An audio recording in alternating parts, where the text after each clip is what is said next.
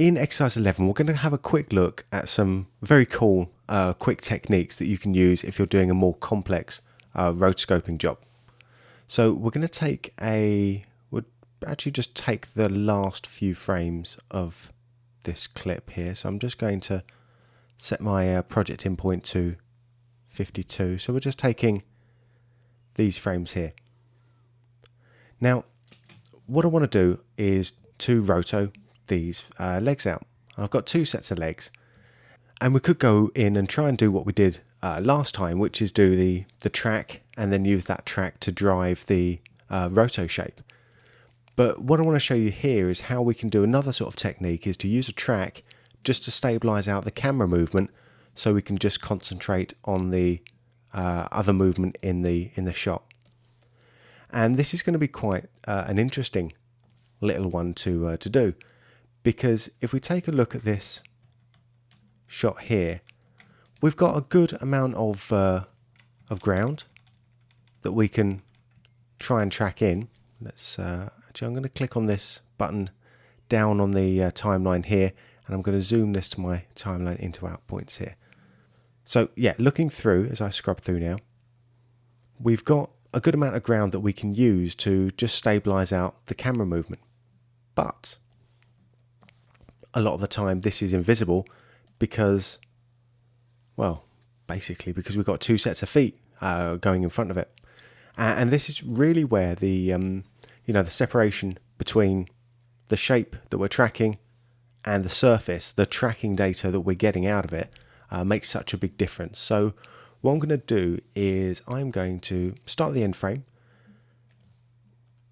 and come in and just create a nice sort of big or big-ish sort of shape to describe the ground plane here. And I'm coming down to my parameters, and all I really want to track here is the translation. Everything else can just stay as it is. Cool, so if I go to track this one backwards, let's take a look at what happens. Okay, well, we're tracking in nicely, but we get about 4 frames in, and our shape has disappeared out of view.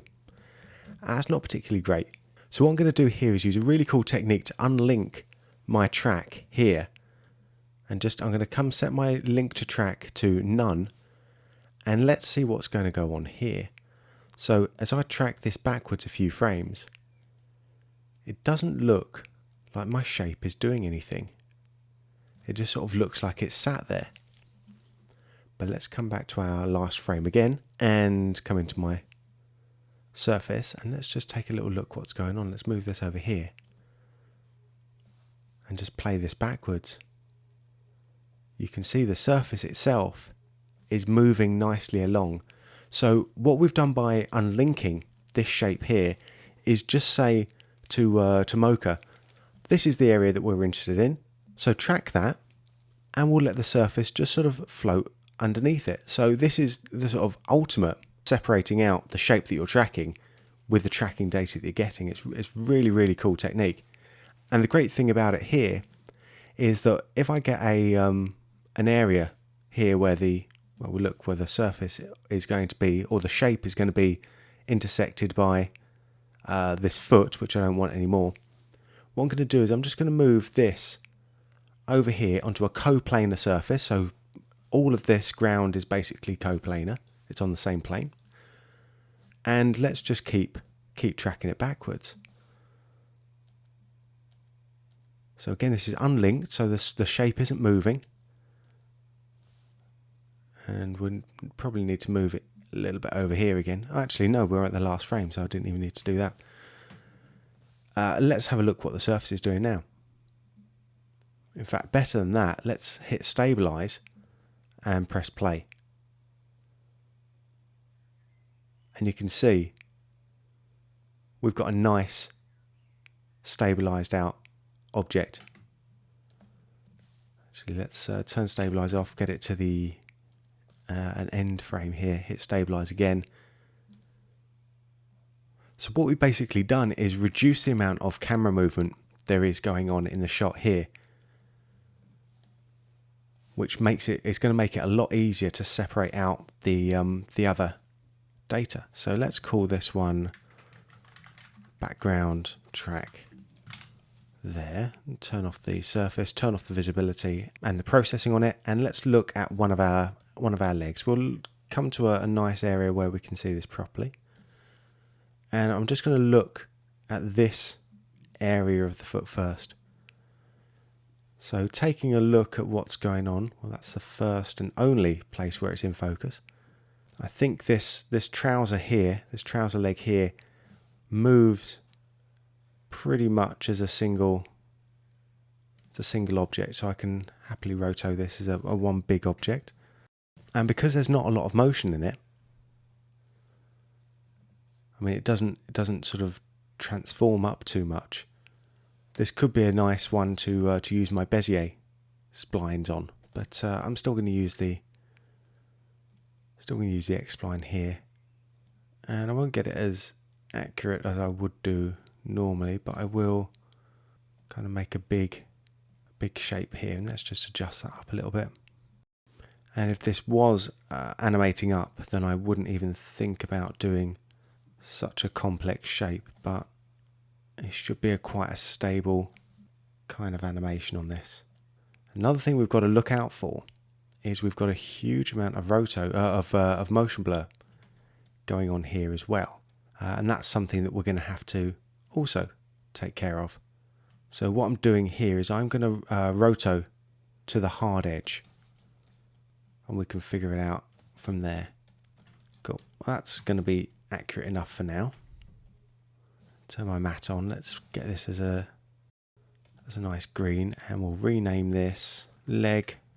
Actually, we'll call this right leg trouser. And I'm going to link this now to my background track.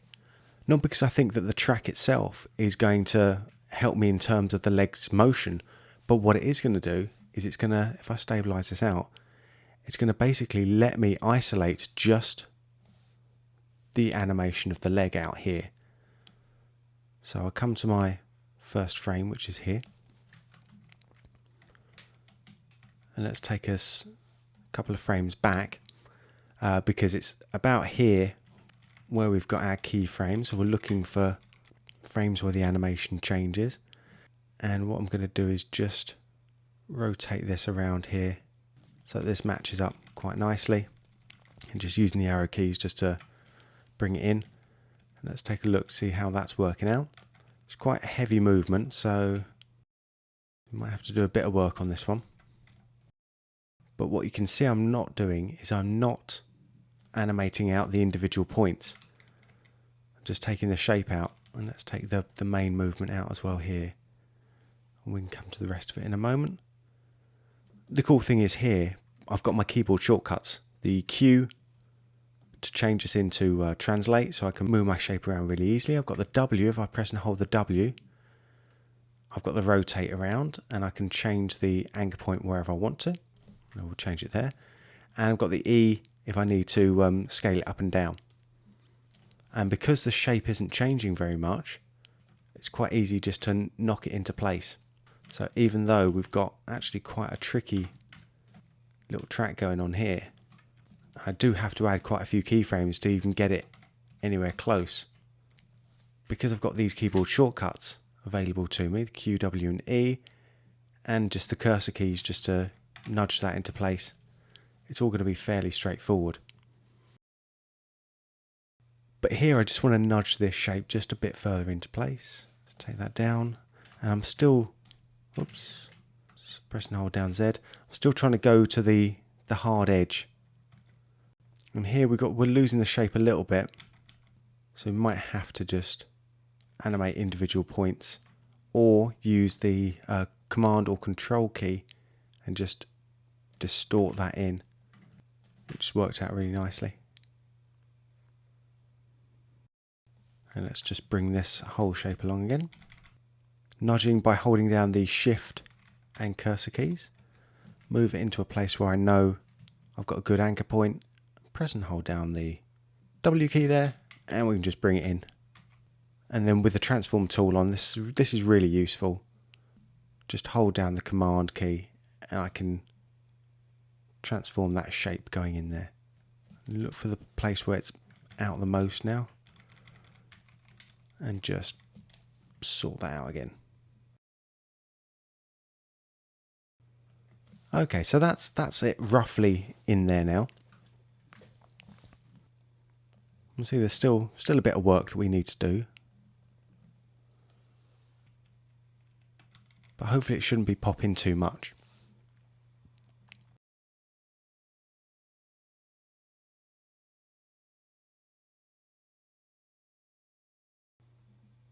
Now when it comes to edge softness, we've got a number of different ways of handling this. If we want an overall edge softness, let's find us a place where there's quite a lot of motion blur. Actually, like here, for example, let's turn off the mats for a second. So there's a whole load of motion blur there. Turn my overlays back on, and let's get us back to just the hardest edge there. Now what we can do is we can use motion blur. Now the challenge for us here is how do we translate this soft edge into our mask? Because at the moment, if I just look at my my mats, I'm going to just turn off the paint bucket for a second, and this will now show me the mat as it is just on the footage. So this is a good way of judging what's going on. So we can see that we've got a whole load of area here on the hard edge, which just really isn't working as well as we like it to. So we're missing out on all of this cool motion blur. Now if you're working with After Effects, it's really easy to get that motion blur going in. So let's turn my overlays back on up here. And I'm just going to export out this shape data as we did before. Let's take it out Mocha shape data for After Effects, copy that to the clipboard and pop into After Effects now. Come to our first frame, edit, paste Mocha mask. And you can see here, we now have, let's just set our workspace there. So we've now got our mask going on here. And as we saw previously, if I turn the motion blur on the layer and up on the composition itself, I get the motion blur here. But sometimes I don't want to have the motion blur turned on for the whole layer. I just want to turn it on for the mask. And that's easy to do as well. If I hold or if I select the mask that I've got down here, come up to my layer, mask, motion blur, I can then set that to on. So that's going to be on whether motion blur is on the layer or not. And the quality of the motion blur, if I go into my composition settings here, the quality of the motion blur is set up here with my shutter angle, shutter phase, and samples going on here as well.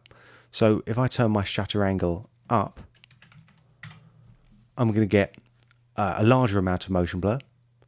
And if I change my shutter phase, this is going to control basically where the focus or the leading edge of the motion blur is going to be. So where's After Effects going to sample the most frames from? I'm going to set this to the default is 180 and then minus 90, and this should sit in quite nicely here. Let's add another copy of the footage down here so I can now color correct just this one. So let's just do a good old curves, really crank it up, maybe crank up the red so we can just see that. Take down the green so it gets even more magenta. There we go. So not particularly pretty, but at least we can see it. And now you can see, without motion blur, got this lovely hard edge, or with motion blur, and that's blurring the edge around here. And if our mask is set up properly, which isn't actually here on the last keyframe, we should have a nice, consistent motion blur edge going around. But it's all moving far too fast in this place to really see it too much, so we can probably get away with that one. Now if you're working with Mocha Pro and you're rendering out your masks to mattes, then you can also use the motion blur that's built in to Mocha Pro. And this is just a case of having the clip selected, turning motion blur on here, and that's pretty much it. But to be able to see that, we actually need to come up here and come to our layer, which hasn't had the name updated for some reason, but come into the mats here, and you can see when we've got the mats turned on what our motion blur is looking like. So without, and that then calculates that up, and it's showing it with here. And again, just as we did before, in After Effects we can change the angle, which is going to be the amount of motion blur, how wide it spreads, and the phase. And the quality is really the amount of number of samples we have here. So to get something nice and smooth, we can turn it up, or to get things rendering out faster, we can turn it down a little bit. It's going to be quite difficult to see on this because this works out quite nicely anyway. So that's given us a nice fall off on our motion blur. So if I play this through, it will cache those frames up for us. The problem with doing it this way is that we can only see one matte at a time, fully rendered with motion blur. So if we're dealing with a large shape or complex shape that is made up of lots of different layers, that's going to be tricky to actually see or envision with motion blur. But once that's all cached in, that plays back quite nicely and smoothly. And that's looking like a trouser leg walking. Cool. We'll turn motion blur off for now, and we'll come back here, because the other way of doing it is to manually add edge softness. That's not always the best way for doing motion blur, but you can use this technique for dealing with any sort of out of focus kind of shape, where you need to have that sort of softness fading out. And that is now using edge width. Now, to not mess anything up here, what I'm going to do, so I'm going to come to my bottom right hand key section over here underneath the timeline, turn my auto keyframing off, and I'm going to turn my überkey on. Now what the überkey does is it basically makes sure that any changes I make are reflected equally across the entire timeline. It means that I don't accidentally add in a whole load of keyframes I don't want. So let's come over to our edge width over on the edge properties on the left hand side. I'm going to turn the motion blur off for a second and come to edge width, and I'm going to crank this up really quite high, 26, and just hit set. And what that's now going to do is it's going to add a soft shape or a softness to my matte. Let's turn the bucket off there. A softness to a matte that's equal across all sides. Yeah, so if we don't like the what the edge softness gave us, it's best to undo. We can set that to about 4. And what the edge softness does is it sets, let's have a look at the overlays now, is we've now got a second line coming in. I'm going to undo again, and you can see I've just got my red outline, or my main shape outline, depending on what I've got set up in the layer controls. But if I add a bit of edge width here, hit set, I've now got another shape going around, and this is what's controlling the edge softness. Let's turn the paint bucket back on up at the top, and this is where we get to use some of these lovely arrows that we talked about all the way back in I think exercise 2. So at the moment when we've been selecting an arrow, it's always had the sort of sub arrow being set to Y arrow B, which means it's been controlling both my inner shape, my main shape, the hard edge, and the edge shape here. So if I set this to set I instead and come over here, I can only now adjust the inner hard edge. I can't adjust the outer shapes. And if I come over to my edge, conversely, I can only adjust the soft edge here. I can't take in the hard inner edge. Now the cool thing about this, I can make a per vertex or per control point change in my edge width at any point. I'm not constrained to giving an equal amount of softness across the entire range, which I am in, for example, in After Effects own masking tools. we're kind of given all or nothing there. And the final one, before I move off, is this A, this little one with A, and this means any. So I can control either the inner points or the edge points, but B controls them both at the same time, and that's the usual one that's up there. One more thing, let's take a little look at this überkey and see what this does now. So you see I've got obviously a whole load of keyframes that we made up. With the überkey turned on, I'm just going to move this point over here and let's see what happens. That's now stretched out my shape equally across the entire range. Let's bring that back again.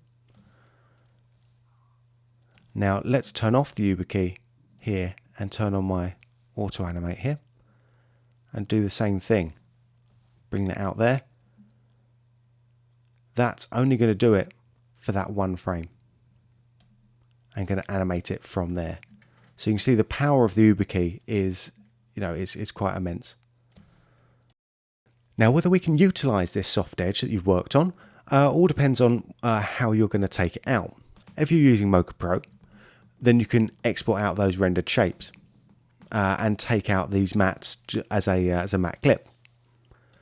If we're exporting out shape data, it becomes a bit more application specific on how far it takes out these soft edges. While we're working in After Effects, let's just have a look at how it handles it here. Copy this back to the clipboard, back into After Effects. Let's turn this one off, turn this one on, back to my first frame. Paste Mocha Mask. And let's have a little look. I'm going to hit M on this one here. And you can see it's not really done anything with my soft shapes at all. So there's none of that softness brought in. So that's using the Edit Paste Mocha Mask, which utilizes the After Effects built-in mask shapes, or translates them into After Effects mask shapes. If I just did a regular paste and I had the Mocha Shape plugin, that does take advantage of the edge width here. If we have a look at the effects controls up here, we've got render edge width either turned on or off. So that does actually come in and use that edge width if we've got that set. So that's a big difference between using the Edit Paste Mocha Masks or using the Mocha Mask plugin. We've covered a few topics in this exercise. We've had a look at how we unlink shapes to do our tracks if we're just tracking in the background. And we've also looked at how we use a stabilized camera to help us do our rotoscoping. And we've taken a brief look at how we use the different blurs and motion blurs on our masks and taken those in to our target application. The next exercise is going to be our first look at the 3D camera solve, and I will see you there.